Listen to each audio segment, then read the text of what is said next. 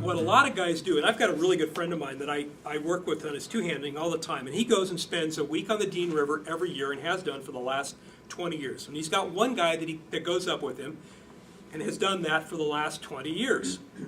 Well, the guy that he goes up with, Tony, my friend, catches more fish than anyone else by hands down, double, triple, whatever you want, any qualifier that you want to attach to it. And the reason he does it, he uses smaller, quieter patterns.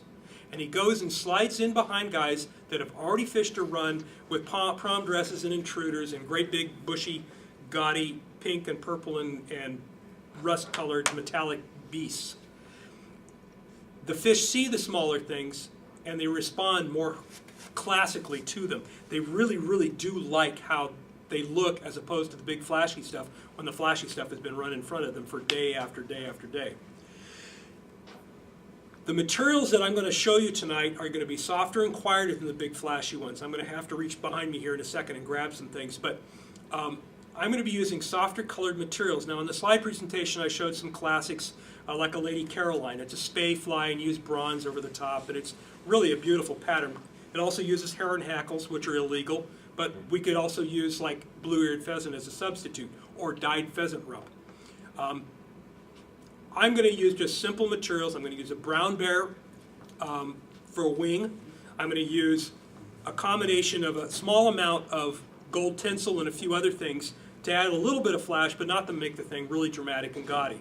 The other thing that I want to keep in mind is that I don't want this fly to be real heavy and massive and dense in its quality. I want it to be light. So we've got this attached. The thread's ready to go. I'm going to find a nice straight section. This looks like I need to seam this again. Whenever you cut material off from a skin, you always want to pull it off perpendicular to the skin before you cut it. This gives it a preliminary stack. Now, you never ever, for a steelhead fly or anything like this, a streamer, you don't want to ever stack the hair. It's great for dry fly wings, but not for this. You do not want some really abrupt finish. This needs to be soft and gentle looking, and having the fibers stacked isn't a way to do that. So I'm going to stick this off perpendicular, and I'm going to cut off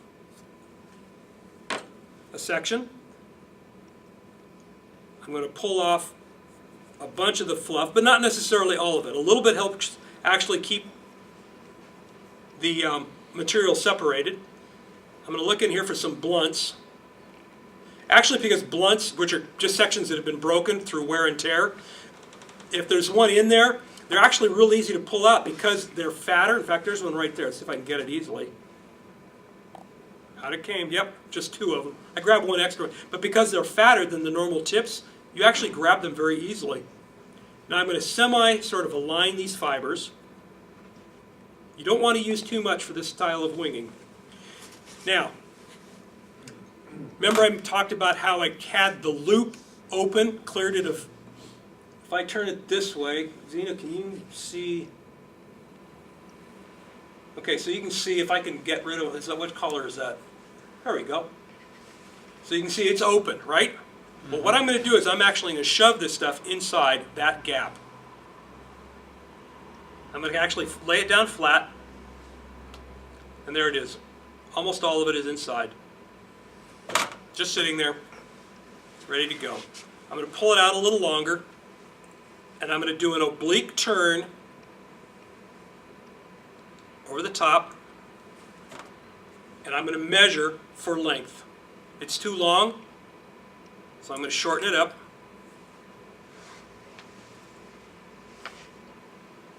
Still too long.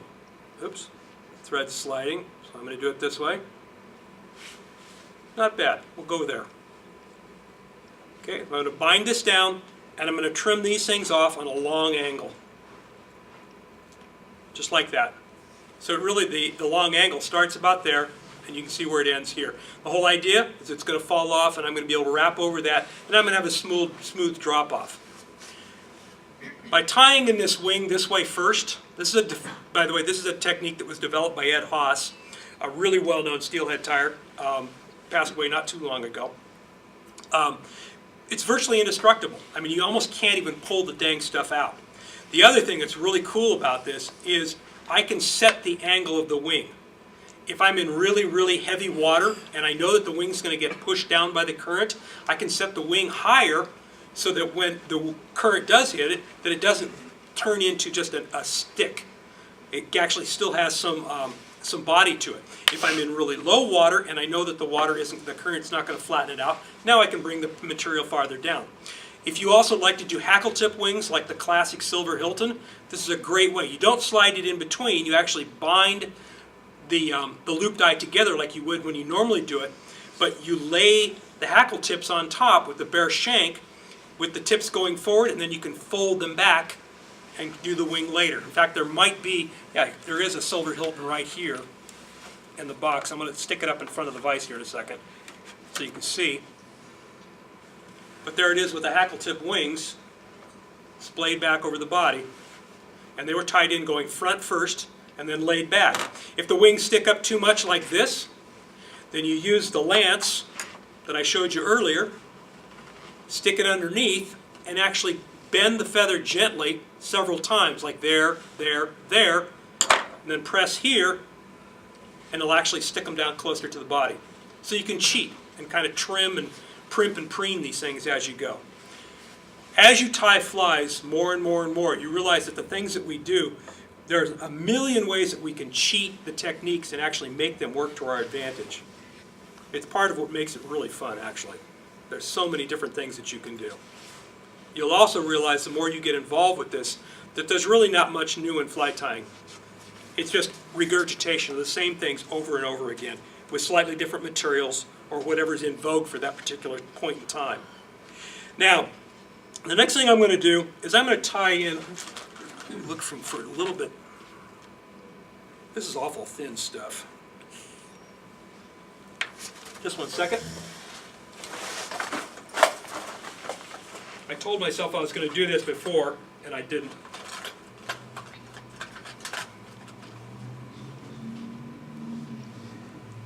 Much better. I'm just getting some ribbing material that's a little thicker in diameter, so it'll show up a little bit better for all of you. This is really old tinsel, and it's in bad shape, but it'll work just fine for what we want tonight.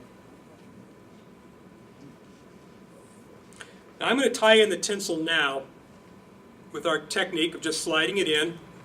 And I tie this material in on the back side, not on the bottom, not on top, but on the back side towards you guys.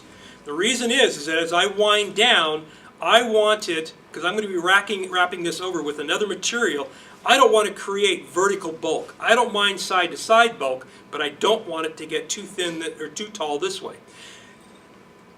This is the way that the fish sees it, not necessarily this way. So I want to make sure that this body stays as thin as I possibly can keep it. Okay? I'm going to put this in my material clips, keep it out of the way, and I'm going to grab some mylar. This is plain old flat mylar, silver on one side, gold on the other. We're going to use the silver side.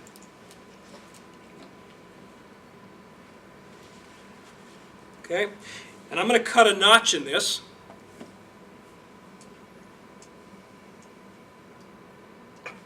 Pardon my finger. I'll show you the notch when I'm done, I promise. Okay, can you see the notch? See how I've cut that little sliver out of it? Okay, what that does is that, one, when I tie this in and get ready to start winding, it actually allows the mylar to create that first perfect wrap because it's cut at an angle, and it actually allows the whole thing to get started and laying the material edge to edge. And I'm going to harp on this all the way along. The other thing that it does is it creates a jam on the other side, so if I pull too hard, hopefully I won't pull it out. That's frustrating too. Now, anytime that you work with flat mylar, I don't care, or flat tinsel, I don't care if it's plastic, which is what this is, or if it's the real deal, it needs to be edge to edge, no overlap. Okay? No overlap. The reason is it's smoother and it does a better job if you do a butt joint. And you always wrap down and back. How many people have seen the old classic Carrie Stevens streamer flies from way back when. Beautiful flat bodies done with mylar or with actual tinsel, embossed or whatever. She always did 2 rows, up and back. Or down, whoops, see, I just popped it. Okay, so let's start over. I hit the thread with my fingers, so I'll have to start over. So you get to watch this twice.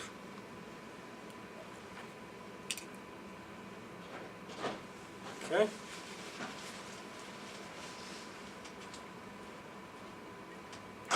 Butt joint, edge to edge, no overlap. That's what the fish's teeth can catch and grab on. But it also just looks so slim and nice and slinky. Remember, this pattern is intended to be low profile, almost stealth.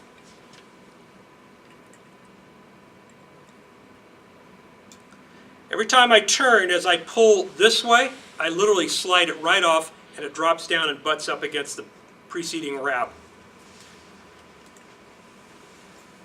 It's all as farther I need to go. And I'm doing this for a reason. One, I'm keeping the tinsel underneath because I'm going to use that as a rib later on. It's going to look really nice. And it also is going to help protect the body and whatever I do afterwards. But I'm also going to use this to help add a little bit of glow. Now, I know I've been harping on this fly being quiet and stealthy, but I also want to show you a technique that is something that you can use with a lot of other flies, whether it's saltwater flies, steelhead flies, or whatever. So I'm going to use a little bit less bilious color. It'll be an orange, but a duller orange. I thought I had an orange in here. Yeah, I do. My example prior to the meeting was, what color does the red floss in a Royal Coachman turn once it gets red? Dark red, right? Maroon, almost black. But it isn't red, not red like you and I, not fire engine red. And that may be fine for a Royal Coachman, but if you really want to see color, you need to try to do something to keep it from changing color when it gets wet. By tying in the mylar underneath, I now have created an effect where when I wrap this floss on top, just a short little spurt of it, oops, it will glow. Absolutely, positively glow when it's wet. Let me pull this back and get it. I'm going a little too far with it. There we go. I just want a small amount, nice and smooth. Now, where I harped on edge to edge with the flat tinsel, anytime you work with floss, you want to think of it as a super, super, super long football. And it's the middle point that you want to try to match, so you overlap about 30 to 40% in order to keep that thing nice and smooth. You also want to try to get the floss as flat as possible. Now I'm just going to clean up the back ends here. That's all the floss I'm going to use. And I'm going to use some of the, let's use mahogany. This is African goat. It's a seal substitute. It's great stuff. I think I bought this,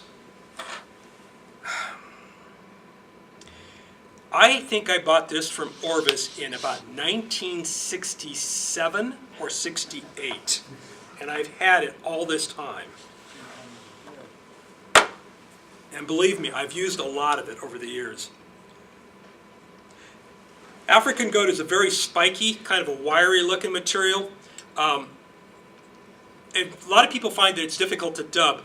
The key, anytime that you're working with a material like this, is wetting your finger and then drying it off with another finger so that it becomes really, really, really sticky and tacky. You don't want it to be wet. That's not the idea. You want grip. When I do this and dub this into the thread, that's exactly what I'm thinking. I'm dubbing it into the thread, not onto the thread. I'm really grinding. I'm also going to do another technique to create an effect that I want on this particular pattern. So I'm really grinding it in. I'm actually using a lot of force. I don't care too much about what's down here. Now what I'm going to do is I'm actually going to wind backwards up to the top. That was away towards you. And I'm going to slide this dubbing down like this. Now I'm going to go back away towards me. I'm going to shove the nose of the bobbin inside the dubbing, and I'm going to twist clockwise. Excuse me, counterclockwise. And I'm going to tighten up the strands, and I'm going to wind. Now it's separated a little bit, so we'll just go back, do this. The reason why I did that is I created a very tight little rope, which gave me a great start on a nice skinny back end. Need a little bit more grip. If you have to do multiple times when you or add additional material, that's no big deal. There we go. And we're done. Pretty cool. Okay, we've got this ready. We're going to do some hackle in a minute. This will be really nice. Now let's go ahead and wind this. Okay, traditionally, salmon flies, steelhead flies, 5 turns of hackle. I'm going to do a couple of turns down here at the base to create a tag.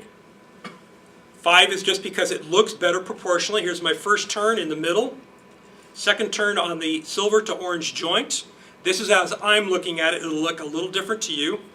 Third turn at the orange and brown. 4 in the middle. 5 at the top. We're out. Yep, that's too far. Forget it. We're going back. The idea, too, is to try to make this look nice and smooth and even. I didn't do that. So actually what I'm going to do is, because my proportions on my floss is shorter than normal, I'm going to hit this in the middle, create that, and one right there, and now we're in better position and we're finished.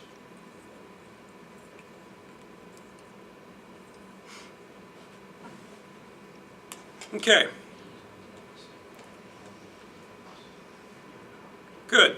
Now, the next 2 things I'm going to do before we fold the wing back and call this fly done is we're going to talk a little bit about hackle. A lot of people these days love using saddle hackles. In fact, most people, when they use saddle hackles, when they think of in terms of salmon flies, they think saddle hackles are the way to go. They are not. The best material that you can use is actually what we call a Chinese cut or a Philippine cut neck. They're a poor grade rooster neck, quality C, D, or E, but they're still a rooster. They're still nice and shiny. And I like to use those as the first hackle with a dull hackle, not a hen neck, but say like guinea fowl on top or pheasant rump. The combination of the two creates a little texture. It also creates some brightness and some translucency that the fish seem to like. Let me get a hackle here. I was looking for a hot orange.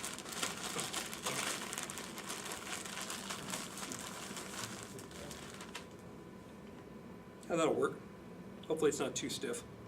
I remember this neck isn't that great because you almost select these necks the same way that you would dry fly, good quality dry fly necks. You look at the length. You also look at more importantly, you look at the stem thickness. If it's a really thick, stiff stem, it causes problems in the way that you actually tie the fly. It binds up. And this stem I can see right now is really pretty thick. So I'm going to try to use the front end. In fact, you can see I got a great big notch there. I think I'm going to throw this one out and grab one other one because I'm finicky.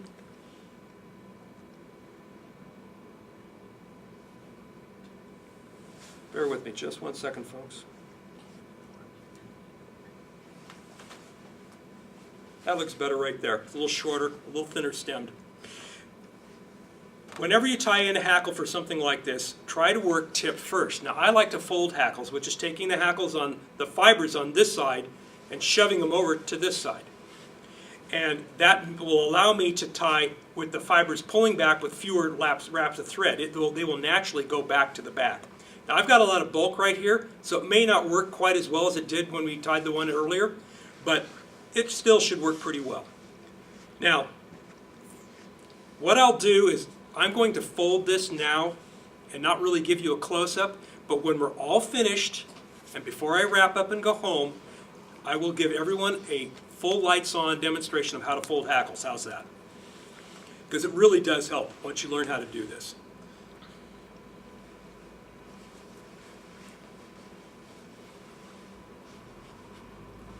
Okay, there we go. It's going over. And I broke off the stem, but that's okay, because I can still use a small amount and get this done.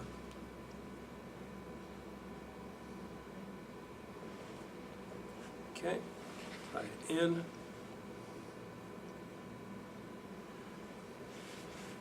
I'm just setting the direction. I always want the hackle fibers to actually go down in towards the body, and there it is, without forcing it, laying back naturally over the back end of the fly. Just a couple of turns, that's all I want. I'm going to trim off this stuff. Now I'm going to use an orange dyed guinea fowl feather, fold it, and tie a couple of turns of it as a front hackle.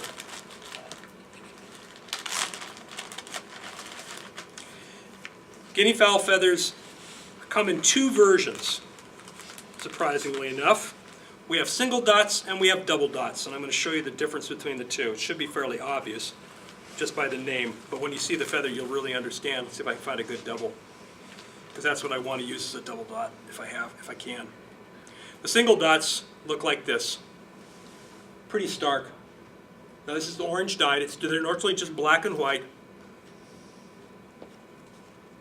Let me find a double and you can see the difference. In fact, here's a very small double. You can see it's much less stark, and there's actually a ring or a halo around the white, and then it lightens up behind the edge.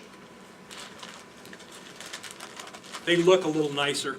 They're not quite as stark. And again, this pattern is supposed to be quieter, so we're going to use it. So here's one that's not too bad. I'm going to fold it. Oops, started going the wrong way.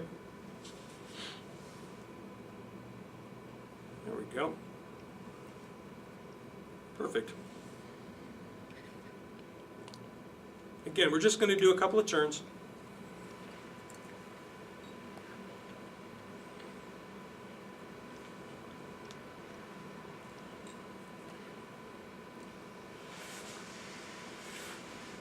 This is a little longer,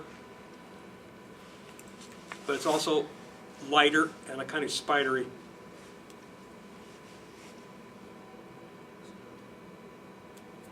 Okay. Now we're going to fold the wing back. I'm going to literally try to crush and break some of its resistance. And yeah, I am squeezing hard. Okay. And I'm just going to wind right on up.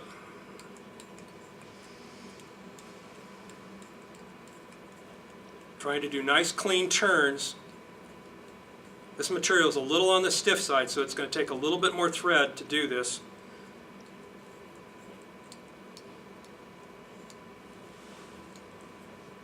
Now if I wanted to set a high wing, I could leave it like that for fast water, but I'm going to flatten it right on down. So you just walk it right up onto the wing until we get to the point where it looks more like that.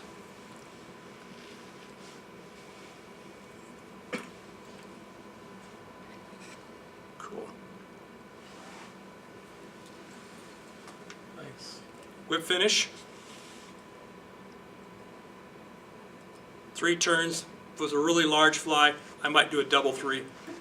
There we go. Hey John, Yes, sir. I'm pretty sure you submit your heads on your steelhead flies and your salmon flies.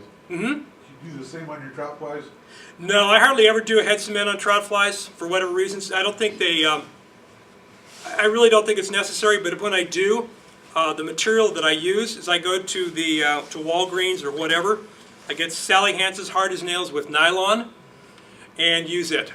It's great head cement for anything. It's just, and the only drawback with it is that the longer you keep it, after say about 2 years, it starts to turn yellow, which in most cases doesn't really cause any problems, but if you're trying to use lighter colored heads, it might actually discolor them.